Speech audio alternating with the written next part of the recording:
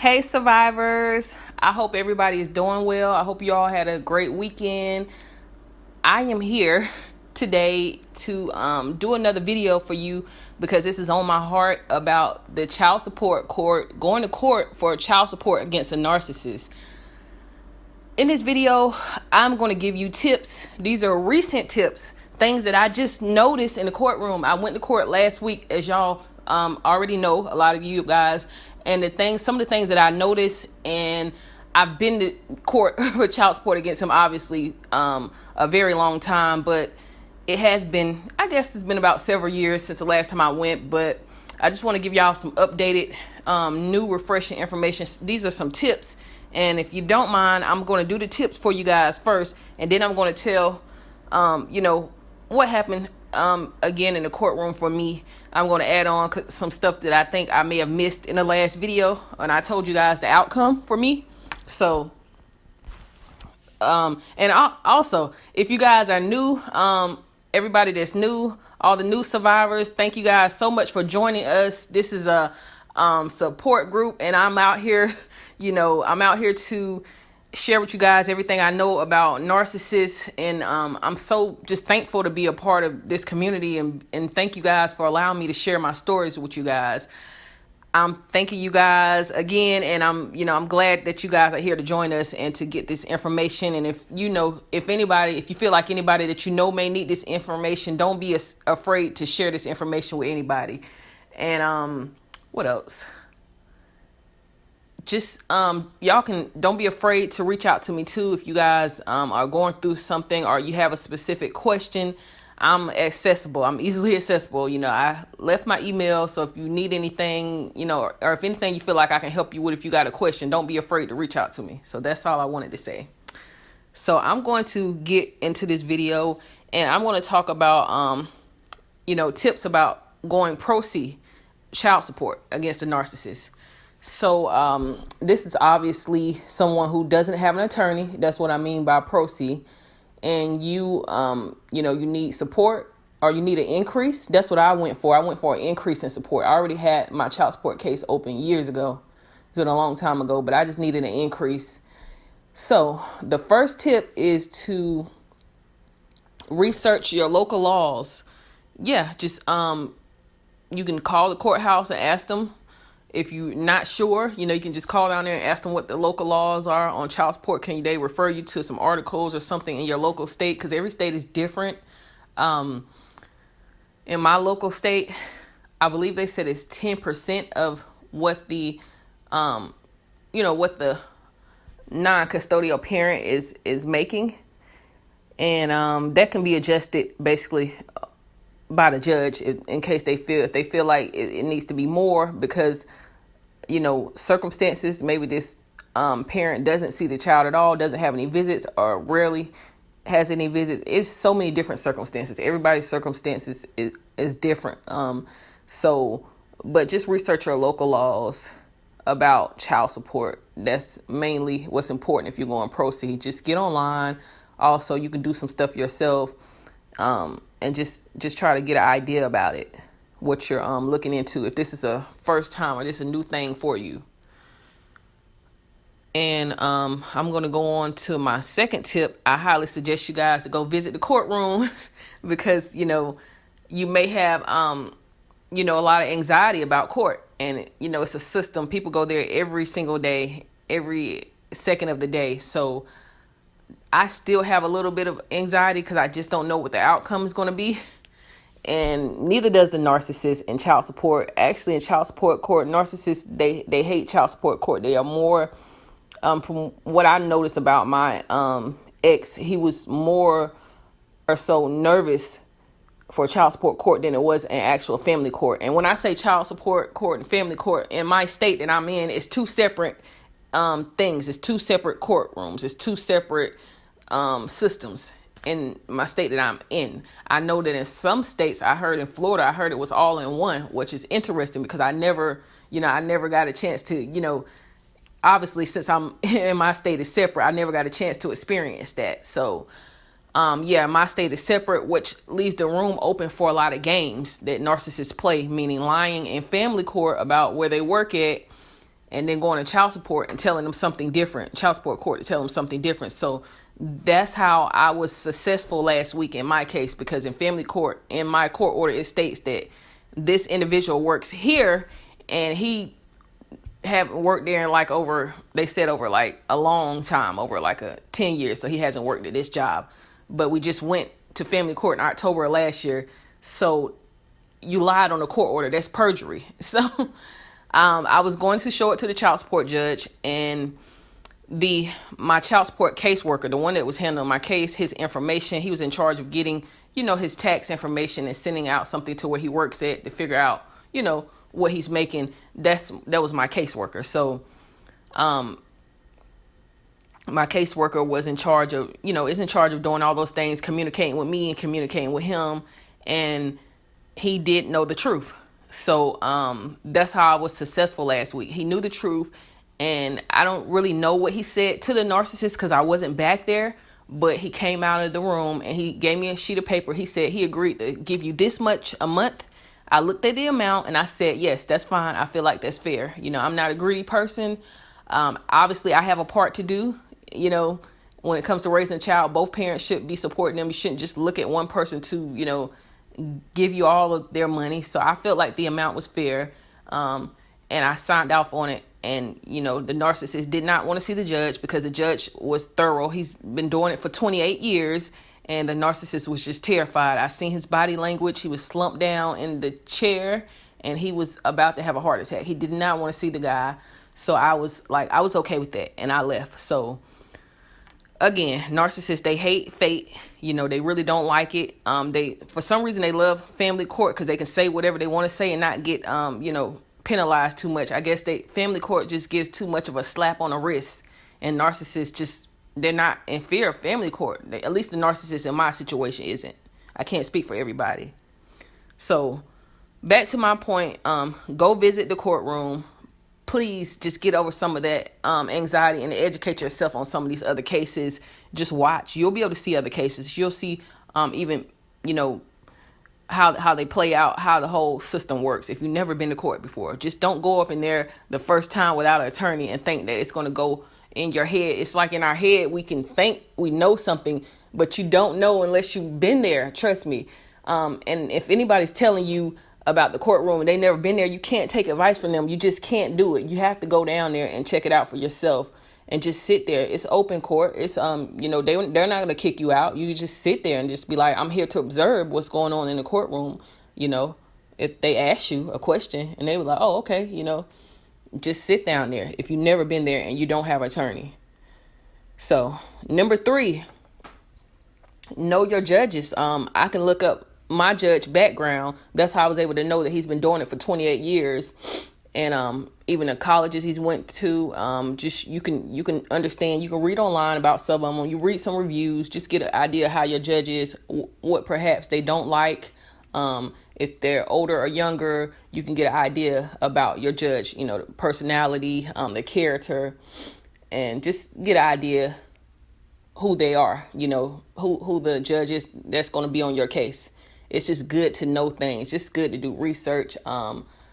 I am really serious about research because you're dealing with a narcissist.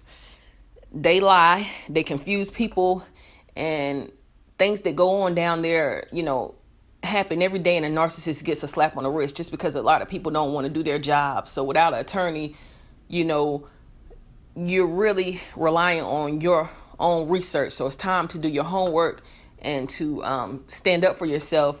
And what I mean when you go down there, another thing that I want to say about this, when you don't have an attorney, I'm not telling you guys not to have an attorney. I'm not telling you that. I'm just saying if you just don't have the money to afford one, that's okay. Don't let nobody bully you and just tell you need an attorney. You need an attorney. You need an attorney. The case still has to get handled, whether you have an attorney or not. Even in family court, the case still has to get handled, whether you have an attorney or not.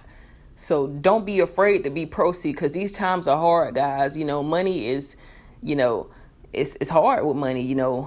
Some people just don't have that extra $3,000 or $5,000 for a retainer fee to give an attorney. So if you don't have it, you just don't have it. And this most people that go pro se, I'm pretty sure that, make under $100,000 a year, maybe even under $50,000 a year. Most people are going to go pro se. If you're seeking support from the non-custodial parent, and this person is making under like $50,000 a year, it doesn't matter if they're making $20,000 a year. They still have to are obligated to give you some child support for that child that you guys share together. So that's what I mean when you represent yourself pro se without an attorney. It's okay, if you can get one, then get one. I'm not against it, but I'm just saying, you're already trying to get child support, get help from the other parent, and you're just going to be kicking out extra money. So do what's best for you, what you see fit.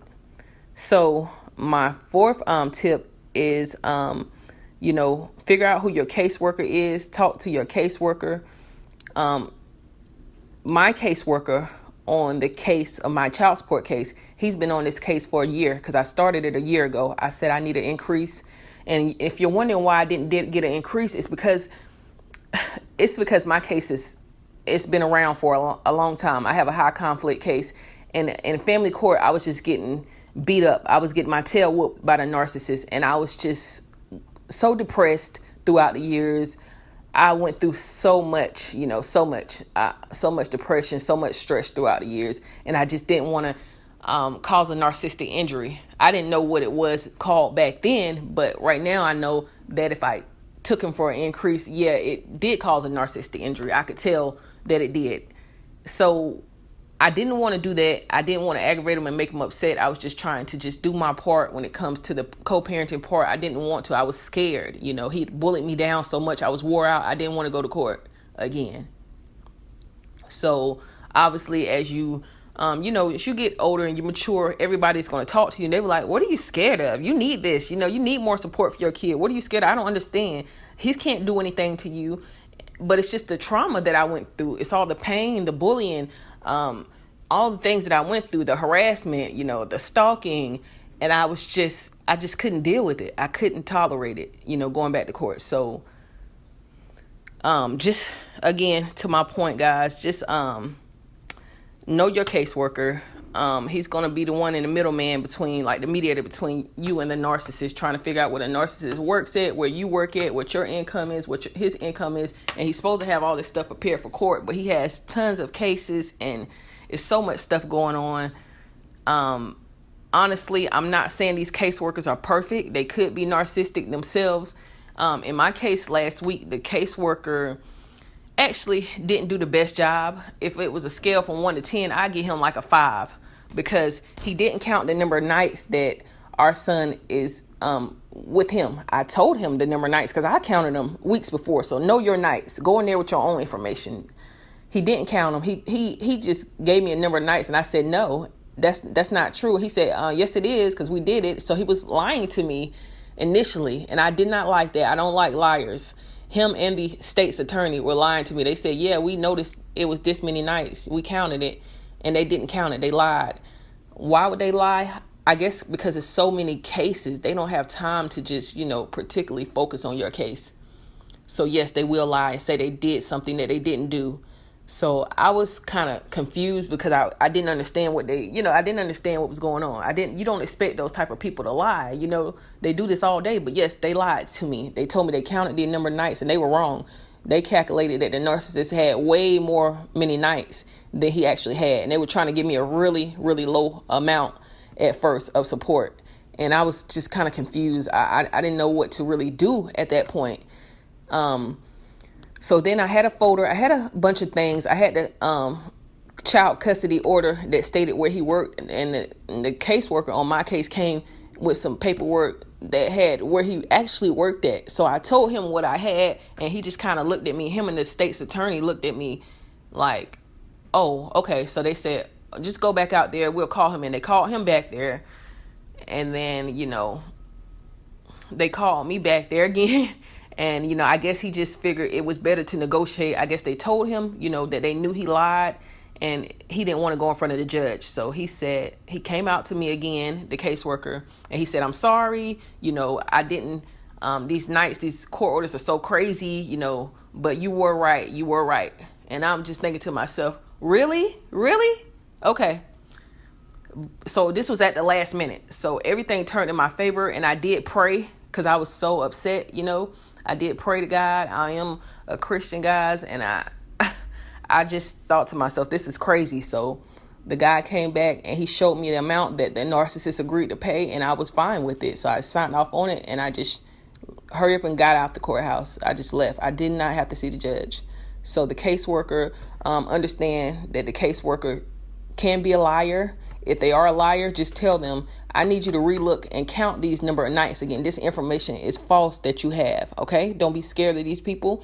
Tell them, if you can't count them, then I'll just ask the judge to do it because this is not accurate. So just stand up. If I could give you guys any tips, that would be the biggest thing. Just stand up if you know something is not right. Be accurate and be truthful, okay, with your information before you go to child support court. So, my next tip is to do your own research on the narcissist jobs and his employment. Make sure the information is if it's real, if it's accurate information. Again, that kind of goes back to some of the other points I've been making. I know a girl in my Facebook group that said that she had a picture or a video of the narcissist coming out of his actual place of employment. So that would be good if you can get that. If you can't, that's fine. But whatever information you can get about them, because they lie. The child caseworker, they made, since my case, an example, my case started a year ago around March, meaning they ran his information probably about where he work at, meaning they ran his information about where he works at, how much he makes. They probably got it around I would say August or something, because it's a whole process. They got tons of cases, and this is August of last year. So just think, narcissists switch jobs. They'll do anything that they have to do to stay ahead of the system and beat the system. So I'm thinking to myself, I asked the guy, when was the last time you ran this information? And if it was last year, then it probably isn't accurate. You see what I'm saying? So if y'all got that this guy works here, and this is what y'all have from his employment verification letter, this is a whole new year. We're in 2019. In May of 2019, I have a video showing you that he works here. So then they're going to have to postpone the case and give you another court date while they go and find out where this person actually works at. Narcissists are slick. So I just figure out where they work at. Just do your research, because they don't like to tell you. They don't like child support court at all. So those are my tips, guys. And I am going to, go over some more things again about my case. I just want to help you guys as much as I can, because nobody was helping me. I didn't have any help. I didn't know about all of this information out here like you guys have today. So I'm going to tell you, in my case last week against a narcissist, my husband and I, we actually did a really good job with going over details, going over information. I actually typed up a script of what I wanted to say to the judge. I was over prepared because in the courtroom I get kind of nervous because of the narcissist's energy. I can discern his energy. I can kind of feel his energy, and it makes me very scared of him. He's a very scary guy. I do get nervous, and my hands kind of start shaking sometimes when I'm around him, and I have to keep myself grounded because I'll start stuttering. So I had typed up a good script for myself on what I want to say to the judge. It was very good. It pointed out everything that I wanted to say so I wouldn't forget anything, because a lot of times you'll forget to tell the judge something, and you don't want to forget anything because that's your time, your day, and you need to use it to your fullest potential. So again, I went last week. We had already counted the nights, the weekends that, our son was with his dad, his biological dad. We counted the nights, and we knew what they were, and we were accurate. And we had a Facebook video about where he was working at. We had a little clip because he was putting himself at work. We had that too. And then we had the court order which he lied about a job. So by the time I got to the courtroom, the narcissist came with, I heard some noise. It looked like he had a bag of stuff, and I'm guessing they were like a bag full of receipts or something, showing what he does or what he does, what he's done for our son while he was with him. It sounded like, it was a lot of noise, and it was like a bag that he had. And he came in there with his high energy, with his mask on at first. He came in there, he said, oh, I was trying to see if this is the correct courtroom to be in. And then he said, he saw me. He said, oh, yeah, I guess it is, since, she's here. Okay. So he went and took a seat towards the back of the courtroom. I was towards the front. And my caseworker, the narcissist was late to court. So my caseworker had already talked to me. And hold on, let me get a sip of water real quick, guys. I'm thirsty.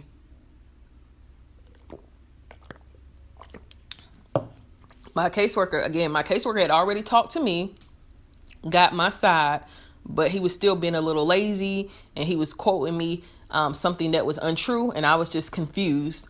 So it was another girl there, and it was me and her.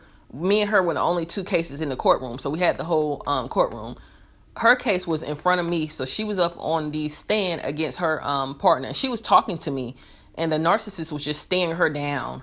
And she asked me, she said, is that your kid's father? He's kind of weird. And I really didn't want to talk much, because I didn't want him listening to what I was saying to her. So I really was just kind of nodding my head, because he was just it was exhausting. His energy is weird. I can't stand being around him. He's a very scary guy. So when he came, the caseworker took him back to the back, and talked to him, the caseworker and the state's attorney. So then they took me back to the back. So we did this about 4 times, Then they took me back to the back again. And I told them, the number of nights that I had for sure again. And I had prayed about it. And I told them what I had as far as from family court, where he stay, where the state thinks he works at, and what they have is not where family court thinks that he works at. And he just kind of looked at me, him and the attorney looked at me. So they called him back there again. And then they called me back. They said, he wants to negotiate with you. And I said, what's to negotiate? What does he want to negotiate? They showed me the amount, and I was pleased with it. It wasn't a need to go in front of the judge. He was there. His energy, I can feel that he just was very angry. He was angry. His body was slouched down in the bench of the chair of the courtroom. His body was slouched down. He looked very manic, and I was scared, because that's what I've seen in the past when he did put his hands on me. He was, I was scared. His energy was bad. I felt like he was just confused, angry. He wasn't even in his mask had slipped off. He wasn't even his false self. I mean, the self that his false self. That's what I mean. And the caseworker, I believe the caseworker felt something, because when he came back in the room with me, he said to me, do you, you had a domestic violence hold against him, right? I said, yes. Yes, I did. He said, how do you feel about the hold on him? The domestic violence hold in my state means that child support puts it, when you call in or when you got any questions or any issues, they put it on to your account. So say I wanted to call the child support customer service hotline because I had a question about my card not working or something. They're saying we can't do that, and we can't do this. It's only certain things that they can do. Or if I said I want to know my court date, I forgot what my court date was, they got to refer me to my caseworker, the one that I seen in court. They can't answer any questions because they think it might be the narcissist or his family calling in. So he asked me again, do you want to lift it? I said, yeah, because it's been a while. I haven't, I left that relationship a long time ago, but I said, yeah, it's okay. He said, so, he knows where you live at, you're okay with that? I said, yeah, because in family court, they give all that information. So unfortunately, they let the narcissist know your place of address and, your place of residence, and you got to know there. So I just, I said, okay, it's okay, because he knows on the court order where I live at anyway. And what can I do? I wasn't really scared about that because I feel like I have my protection now. At that time, I didn't have any protection. I was just scared, but I told him it was okay to lift the hold. And then he just kind of looked at me again. I said, let me just go. Matter of fact, can a deputy escort me? He said, yeah, he can do that, or you can just leave first. And I said, I'll leave first. I'm okay with that, but just hold him and his sister in here, please. So I had left the courtroom door. I just got out the door, and the door just flew open behind me. And thinking, okay, either it's the caseworker or either it's one of him, the narcissist or his sister. So I looked, and it was the narcissist's sister. So I was trying to hurry up and cut my phone on, because in the courtroom, they ask you to cut your phone off. And I was just like, let me hurry up and cut my phone on to record, because, both of them are, they're criminals. They are, they're crazy. And I did not want to be attacked in the hallway or anywhere, because narcissists will attack you anywhere. I had to go by myself because all of my, everyone that I know is working. So it's kind of hard to get people to take time off of work to come down there. So if any tips that I can give you guys, just keep on recording when you go in the courtroom, when you come out the courtroom, because narcissists or their flying monkeys will attack you anywhere. They're criminals. They don't care. So my phone, I kind of hurried up and pressed the thing on the elevator, the elevator button. And she was just like, I had to turn around, just watch, make sure she wasn't going to try to attack me or anything. And my phone turned on, and I heard her start recording. And she just, acted like she was going to the bathroom. So she just walked past me and went to the bathroom. So, a mistake I made there is just keep your phone on. Just keep it on silent. I don't care if the courts ask you to cut it off. Just make sure it's on silent, but just keep it on, because you just need to be careful around the people. Even if you did have a family member with you, they can still attack you. They don't care. So just be careful, guys. And in the case, the last thing I want to go over, the case that was in the courtroom, the other case, the girl with her ex, he was he had a job. He made $3,000 a month. So the judge called him on the stand and called her on the stand. I didn't, we didn't go have to see the judge because we negotiated. Okay. So, but I just want to tell you guys about this case. The girl was, she had 3 kids, and one of them were by, her ex, and she wanted an increase as well. She was there for an increase as well. So he made $3,000 a month, and the judge asked them, he asked them questions. Like I told you, the questions were, how much do you make a month? The judge has just got a list of questions, and he flies them quick and fast like bullets. What kind of what is your rent or your mortgage? And the guy, I believe, said $1,000, and she said about $1,000 too. And the judge asked, this is with no proof, no facts, and no evidence. The judge just asking all these questions, just to see where your head is at, and just to kind of get an idea. He asked, what else did he ask? He said, what kind of car do you drive, to the guy? He asked the female, what kind of car do you drive? What year is it? He asked, what activities do y'all have the kids in? How much do you pay a month for it? How much do you pay? He asked the guy, how much do you pay for food when the kid is with you? How much would you say? How much would you guesstimate? He was letting them guesstimate. And he asked what the daycare expenses are. And he was just asking her and him different, when it was each of those, their time to speak. Both of them got the same questions. He asked her the very last question. He asked him, he said, how much do you think, you should pay her a month? And I think the guy answered, I think he said about 3. And he asked her, how much do you think he should pay you a month? So that was an interesting question. She said like $400 and something. So she told me, because I ended up exchanging numbers with her, she told me that the judge ruled that she got $376 a month, because he has a very low amount of parenting time with their kid. I guess he works a lot, but he does have parenting time. So she said she felt like she should have got at least like $450 or $400 something a month. So just to give you guys an idea about how these cases could go, I hope this helped you guys prepare these tips, about going pro se. They didn't have an attorney either, by the way. Just want to let you know. They didn't have an attorney that case. They didn't have an attorney either. In child support court, from my Facebook group, we did discuss that we feel like the narcissist will be more disciplined in child support court than they will in family court, which is so, it's just bizarre. It's not even right. But I'm not going to get into that. It's just crazy. But they are disciplined because they have to pay up. They have to pay up, and they can't, get around that. So again, narcissists, they hate fate.